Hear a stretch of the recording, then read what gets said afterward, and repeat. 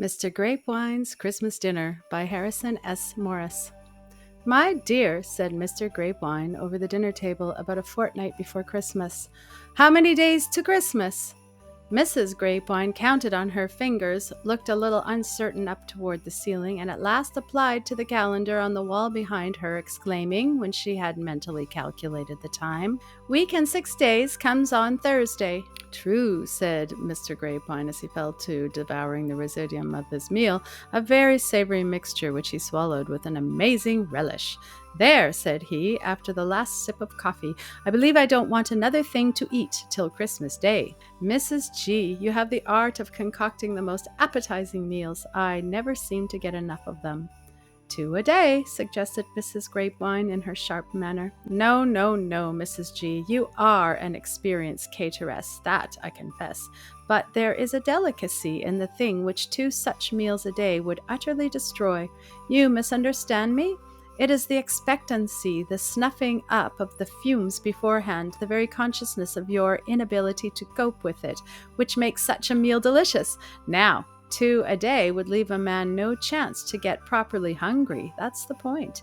It is the preparation, the deferred hope, which render a good dinner one of the completest luxuries of life. The hungrier one is, the more prolonged the satisfaction of the palate.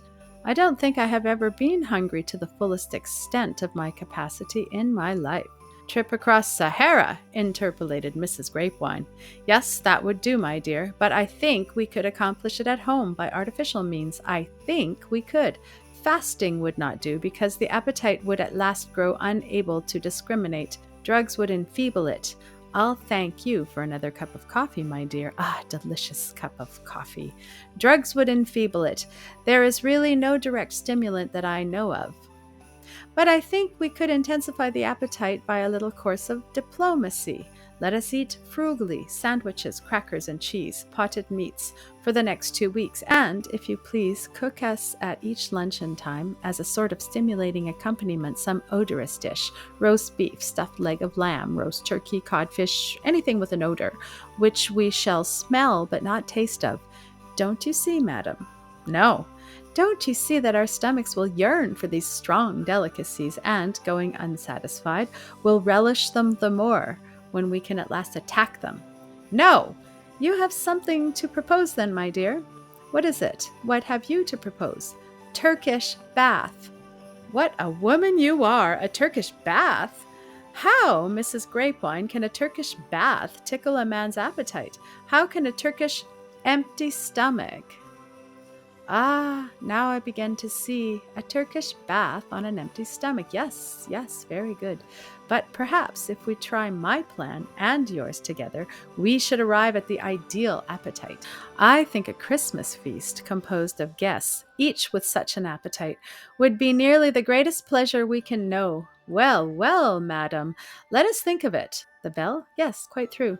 And saying this last to the tinkling of the little silver bell, Mr. Grapewine got up from the table, undid the napkin from his neck, and yawned both his arms quite over his fat, rosy head as he trode toward the door.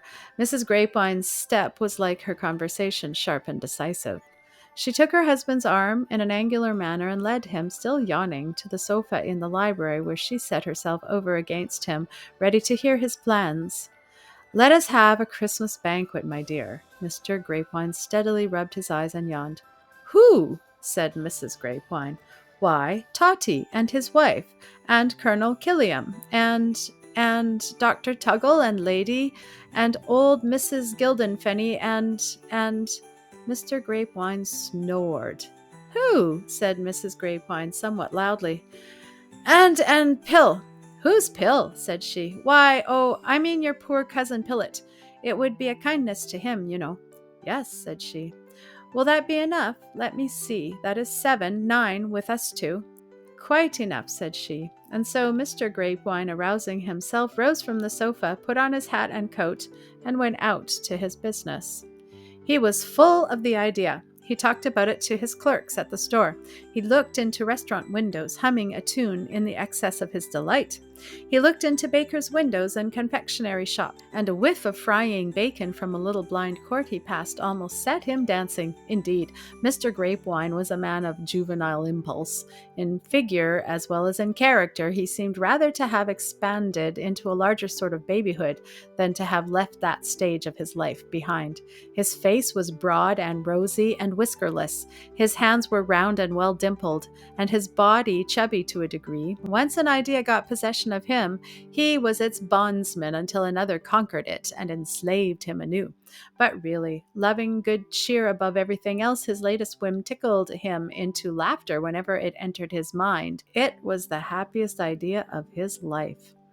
"Why, sir," he said to his bookkeeper, "I think if a man would practice my system, he would easily eat a whole turkey, not to speak of other dishes, at a meal.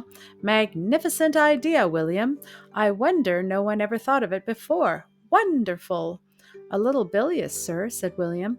"Bilious! Bilious! Why, my man, how can anything produce biliousness in an empty stomach? No, it may bring inertia, the lotus does that, but never biliousness."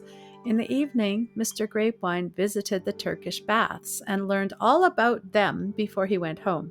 He encountered another idea on his way thither and was taken captive by it without resistance. He could not, it would never do, it would not be courteous to eat so plentifully in the presence of guests whose appetites were merely natural, nor could he well ask them to take the stimulating course he proposed for himself. But they could take a Turkish bath, and it would be quite a neat little social device to enclose a ticket for a bath with each invitation. "There, madam," he said to Mrs. Grapewine, "I think that's perfect. We shall have the heartiest, merriest Christmas dinner on Christmas Day that man ever devoured. Bring pen and paper, and I'll write to all the guests immediately, ma'am." After a moment's scratching of the pen, Mr. Grapewine leaned back in his chair and held off the wet sheet at arm's length, reading with strong emphasis as follows: "Dear Captain Killiam, Mrs. Grapewine and myself would be most happy to have you join a small company of friends at our house on Christmas Day for dinner at 1 p.m.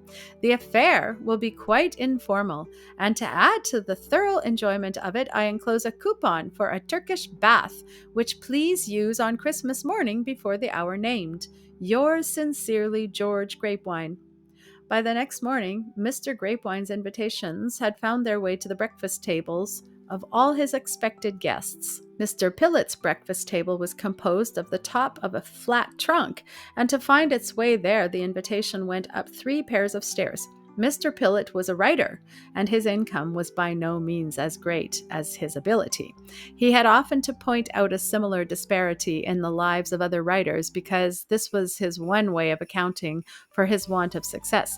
He did not write books, to be sure. He only wrote poetical advertisements. But they were printed and paid for, and this gave him a sort of prestige among his less lucky friends.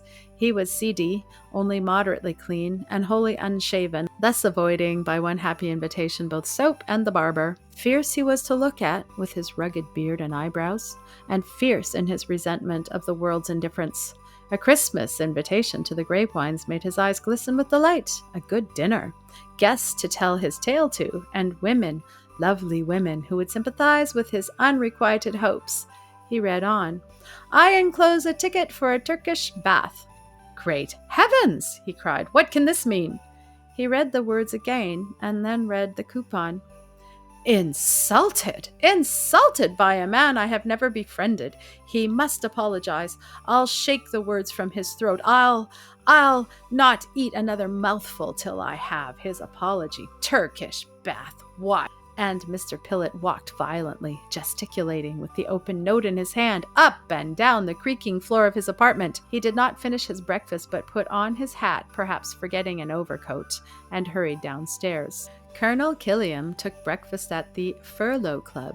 He perused Mr. Grapewine's note with a majestic condescension, and decided to go to the dinner where, of course, those present would recognize his superior rank.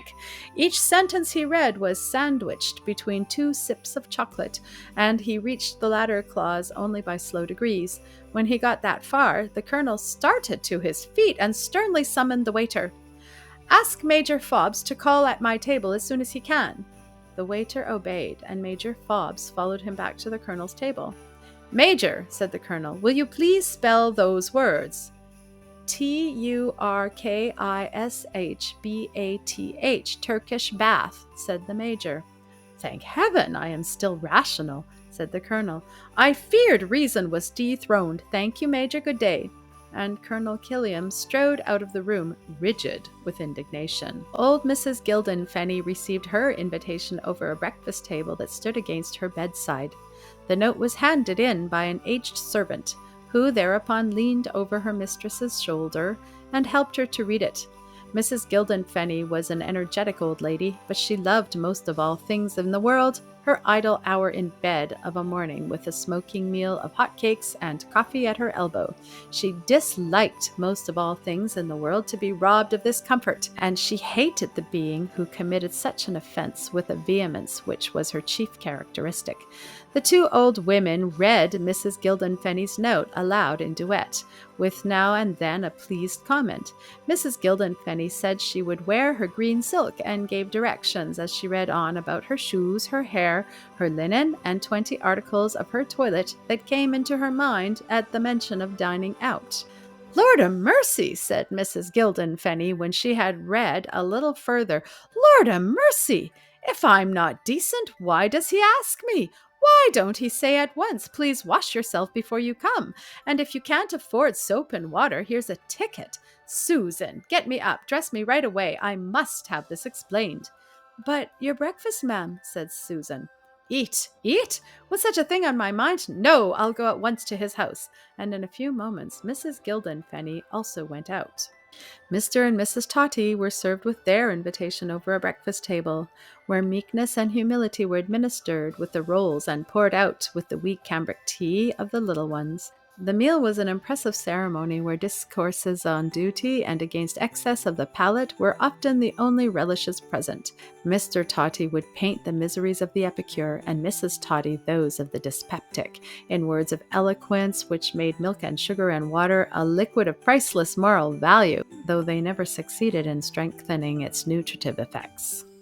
While the eldest Totty had answered the postman's summons, Mr. Totty was exhorting his youngest son to avoid butter to his bread as a pitfall, through which he must eventually come to a state of depravity too dreadful to be put into words. He opened the envelope very deliberately, supposing it to contain a bill, but with a smile on his benevolent face which betokened a reverent spirit under suffering.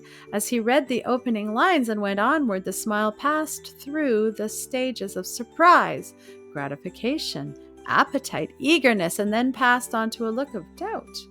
He laughed in a gently acid way and said, "My dear Mr. Grapewine invites us to a Christmas dinner which of course we could not attend."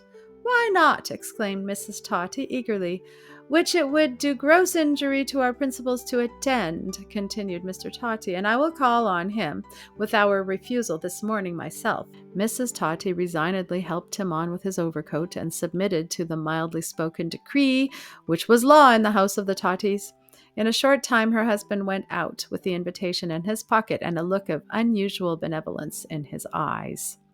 Dr. Tuggle and Lady read the invitation together over their breakfast table, and fell to quarrelling so dreadfully about the purport of Mr. Grapewine's singular request that the doctor rushed from the house, threatening to pull Mr. Grapewine's nose, and to divorce himself forever from his hateful spouse. On this same morning, Mr. Grapewine's bell was rung 5 times at very short intervals in the most tremendously violent manner, and 5 loud altercations took place in the hall between the servant and the 5 callers. "Where is he? Bring him down, or I'll go up after him. What does he mean by it? Insult a respectable lady. Let me catch him, that's all. Where has he gone? I'll send him a challenge by Fobbs. Where's his wife? This was what Mr. Grapewine, listening at the top of the stairs, heard in a confused tumult in his parlor. He could not understand it. He was so extremely agitated. But the servant insisted on his going down, and he did so, clad in a loose morning dress and slippers. As he entered the parlor door, he was met by 4 furious gentlemen and an elderly lady, flourishing his invitations in their hands and crying hotly for explanations. "What do you mean, sir? What do you mean by alluding to my toilet in this impertinent manner?" said Colonel Killiam. The light began to flow in upon Mr. Grapewine's puzzled understanding. He confessed his mistake, and would have urged them to forget it and to come to dinner as if nothing had happened.